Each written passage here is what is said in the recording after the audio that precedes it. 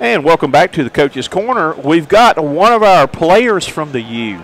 Welcome to the Coach's Corner. That our next guest right here is safety, an All-American safety, predicted to have a good season, Jaquan Johnson. Tell us what's going on down in Miami. Down in Miami, you know, it's hot. We're working out every day, getting after each other, conditioning, lifting, doing the whole 9 yards, getting ready for the season. How do things look? We had a chance, you know, last year everybody said that y'all were a year ahead of schedule, and I felt like that this was really going to be more your year this year with Coach Rick coming in and all that. We actually saw you play in the championship game up here. That we were up here though, but you know, how are things looking for this season? You know, things looking up right now. You know, we have positivity floating around the locker room. Everyone's working hard. Everyone's pushing each other and believing in the process and trusting the process. We're just ready and itching for the season to start. I know it was disappointing to get the championship game and things turned out the way they did, though. But what could you take and learn from that game that's going to help you try to make it back to Charlotte again this year and see if you can get on the other side of it, get the win this year? I mean, you learn more from losses, they say. So, I mean, I think that was proof in the pudding, because those 3 games we lost, it started with Pitt and Clemson and Wisconsin. So we're gonna have to learn how to stay ahead. We're gonna have to learn how to start fast and finish strong. We're gonna have to be a team that could play in adverse environments and be able to come out on top. Not only when we're down by a couple points, when we're down by 21, can we switch the flip and rally the team and get back into it. And then with the Wisconsin loss, can we put a team away? We're up 14-0. Can we put them away and finish the game early? So things like that. That's what we're talking about in the locker room and trying to see if we could do this year. What's it like playing for Coach Rick? That I always liked Coach Rick. That even though I'm South Carolina graduate, I hated University of Georgia, but I like Coach Rick. Right. So what's it like playing for Coach Rick? You know, Coach Rick, he's an amazing guy. He loves the team. He loves Jesus. He gave us all Bibles. He offers chapels for us.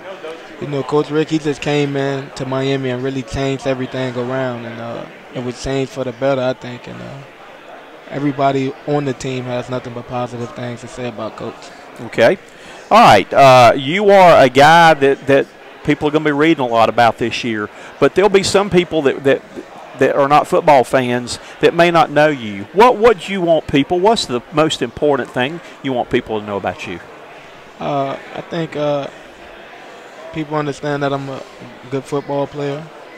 They understand I love the game, but I'd like them to know that I'm also a good person. I have 4 sisters and 2 brothers. Family-oriented guy. That's all I knew growing up. That's all we did was sit around and watch movies and you know, compete against each other, run around the house. So that's the type of person I am. Like after football, I'm going home to go mess with my family. Okay, which kind of leads me into the next question. You know, football's a time-consuming game. All the practices, I know you've been working hard this summer and doing everything like that. But what do you like to do just to get away and have fun? Yeah, just getting away to have fun. You know, I'm always trying to go home, going back to my mom's house and my sisters. I have nephews and nieces. We're always throwing the ball around. We're going to the pool, watching movies, going to the movies. We do everything together, basically. I mean, whenever I go somewhere, if I'm trying to go somewhere, they trying to come with me. So I like that. Okay. Let's see. My next thing was here. Lost my question right there. If you could sit down with anybody for 1 hour and talk to anybody for 1 hour, past, present, future, who would it be and what would you talk about? You know, but it could be anybody that has ever been or anybody in the future, but who would you sit down for 1 hour or what would you want to talk about? Probably anybody. Wow, that's amazing. I mean, I probably try to talk to my daughter. I probably try to sit and talk to my daughter and and try to teach her about values and morals that a mother has. And because it's so nowadays you can get caught up into trying to look like a certain model on a magazine that's cropped, and you don't want. And I try to teach her that you want a guy who loves you for the way you are. So that's basically what that's probably who I want to talk to my daughter. Okay, that's great. Saturday, I always enjoyed, and again, all three of us were coaches there. You always enjoy game day. You get excited, though, but what do you do to get the juices flowing to get ready to play for that game that night? Oh, well, game day game day is crazy. We have this player coach and player thing to let our teammates know that we understand what the game plan is and how we're going to execute it, and always give like a speech, like a big speech that I'm feeling on my that I'm feeling on my heart, because if I don't get it out, I'm going to feel this pressure by myself, and I want them to understand the pressure that I'm feeling and the mindset that I'm going into the game with. So I always give that motivational speech on Friday, and then after that, I go in the room with Celtic Redwine, always my roommate, and we just sit there and talk, watch TV, and let the time pass by. You talked about, and again, I think it's great, and I actually put something on our website there that about Coach Rick giving everybody a Bible and letting people know in his faith. How do the players feel like that? Are the players in favor of that, or how do the players accept that? The players respond well. Coach Rick, everyone that I know of took a Bible. Coach Rick offered us to come to his church.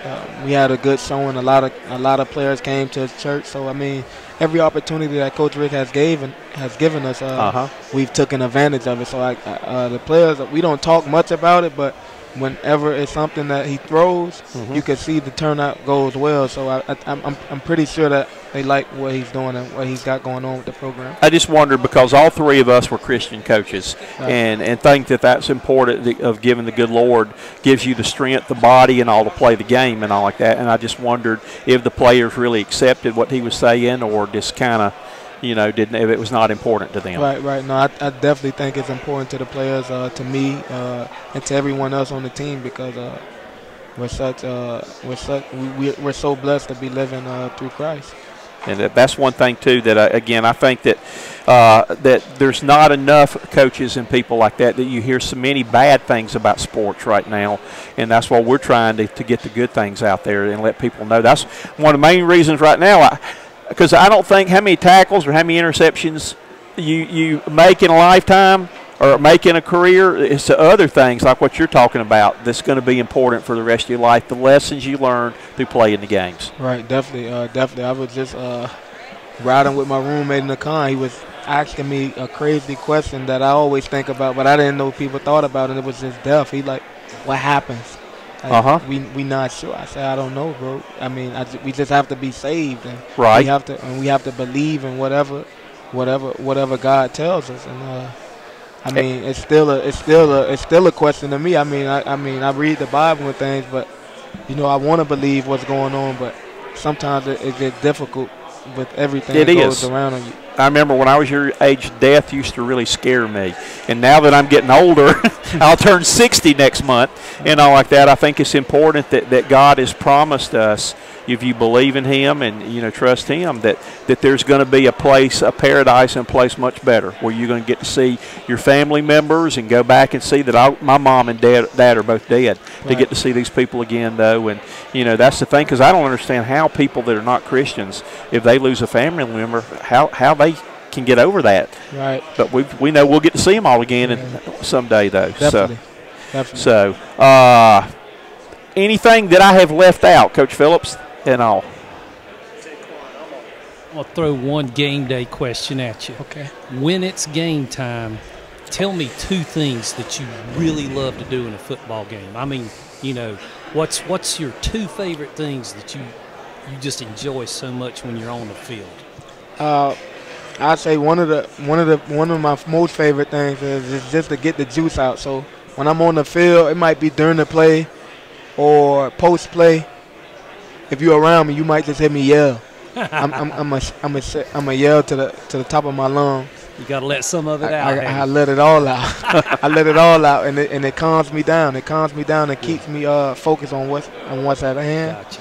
And then probably when I make a play, if I make a play, I always beat on my chest. Gotcha. When I beat on my chest, I feel like that silverback gorilla, that masculine guy who can change the game at any time. Gotcha. Well, we appreciate you taking the time to be with us. We know you're a great football player, but more importantly, we know you're a class act off the field. And I'm gonna make you a promise. I want to see you back here in December, and I want to be able to interview you after the game playing on that field across the street over there. But have a great season. The good Lord's going to bless you. And, again, hope to see you again in December. All right, thank you. Thank you. Appreciate it. Thanks for coming.